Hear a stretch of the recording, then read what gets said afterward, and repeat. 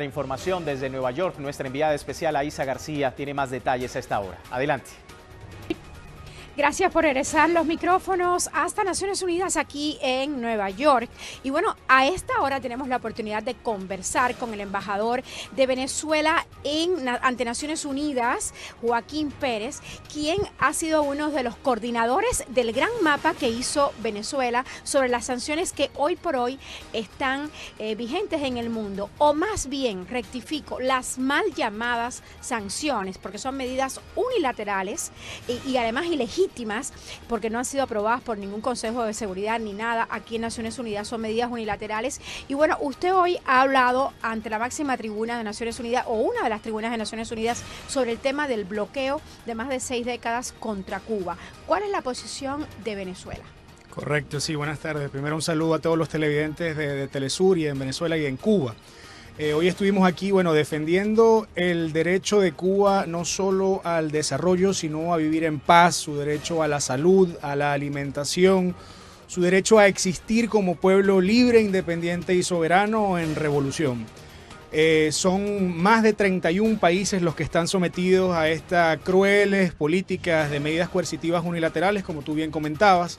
Venezuela, por intermedio de su Observatorio Nacional Antibloqueo, ha realizado esta iniciativa, una plataforma de un mapa geopolítico de las sanciones, donde muy gráficamente se puede ver cuáles son estos 31 países afectados, países que agrupan más de un tercio de la humanidad. En Cuba son 11 millones de cubanas y cubanos que están afectados por el bloqueo.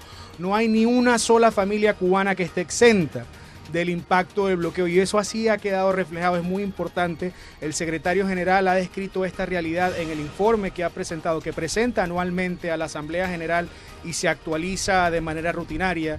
El bloqueo ha costado más de 159.000 millones de dólares para Cuba a lo largo de estos 60 años.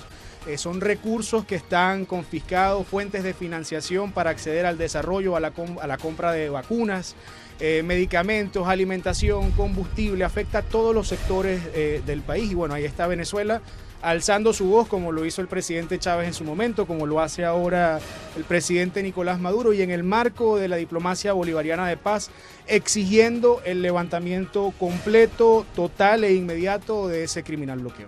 Hay muchísimos países bloqueados de manera unilateral, pero tengo entendido que el bloqueo contra Cuba es como, además de absurdo, es como uno de los bloqueos más fuertes.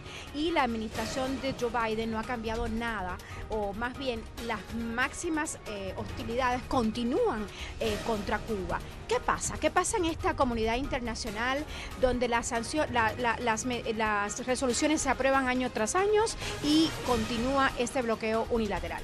Correcto, ese es uno de los grandes problemas que enfrentamos aquí en Naciones Unidas. El bloqueo contra Cuba, como bien dice, es uno de los más perversos, es uno de los más prolongados, 60 años, y que ha sido incluso expandido en el marco de la pandemia COVID-19. Recordemos que durante la administración del presidente Donald Trump, justo días antes de irse, decidió de manera unilateral incluir a Cuba en una lista como supuesta promotora del terrorismo. 9 días antes. 9 días antes, correcto. Pero ¿qué ha hecho o cuáles son los impactos de esa lista? Esa lista, al estar allí incluido, exacerba aún más el impacto del bloqueo, impide el acceso a fuentes de financiamiento al sistema financiero internacional como un todo, y bueno, las consecuencias son palpables. El respaldo de la comunidad internacional a Cuba es casi al unísono, exigiendo el levantamiento de las medidas coercitivas unilaterales. Son 188, 189 votos siempre a favor de Cuba, incluido el voto venezolano. Embajador, ¿y ese respaldo qué nos dice? El respaldo nos dice que la abrumadora mayoría de la comunidad internacional está harta de este bloqueo, que no tiene sentido, que no ha logrado ni logrará su objetivo. Cuba no se ha doblegado, Cuba no va a ceder ante ningún chantaje, y es ridículo hoy en pleno siglo XXI ver medidas de este tipo. Son totalmente anacrónicas. Muchas gracias por sus declaraciones, por estar esta hora aquí con Telesur, hablando de este tema que se va a debatir hoy y bueno, que también mañana continúa. Mañana es la aprobación de esta resolución, ¿cierto? Correcto, mañana se va a considerar el proyecto de resolución que anualmente presenta ante la Asamblea la delegación cubana. El canciller Bruno Rodríguez hará su exposición, siempre muy interesante porque tiene datos muy precisos del impacto en la vida diaria de los hermanos y hermanas cubanas.